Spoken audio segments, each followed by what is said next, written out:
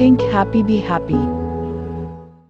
The Vain Princess. Once upon a time, there lived a princess who was extraordinarily beautiful. She spent all the time admiring herself in the mirror or inviting people to pay her compliments. Many princes came to win her hand in marriage, but she did not think any of them were good enough for her. So, she rejected all of them. One day, the king of a distant land came there with a large troop of soldiers. He was young and handsome and rich. The princess agreed to marry him. He took her to his home after they were married. She was horrified. It was a hut deep in the forest and her husband was a woodcutter. The men who came with him were his friends and came there every evening. They shouted and sang songs and created a ruckus in the house. She had to make huge quantities of food for all of them, clean the house and wash everything. She screamed and shouted, but to no avail.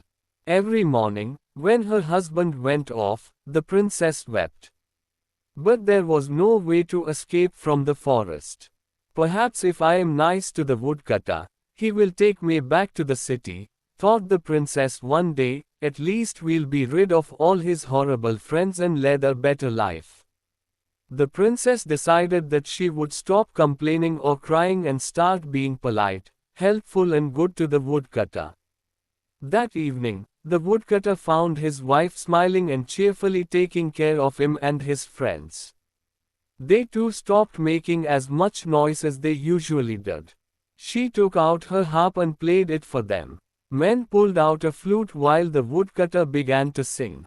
The princess began to enjoy life in the forest and became very content. One day, the woodcutter came early and said, "I have a surprise for you, my dear.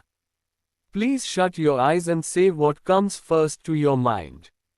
The princess shut her eyes and said, "I love you, my dear husband." She opened her eyes and looked around in amazement. The hut and the forest had vanished. In its place was a palace and her husband stood before her in magnificent clothes and wearing a crown. "Your beauty was trapped inside your pretty face," said the king. "Now you know why I enchanted everything so that you may become truly beautiful."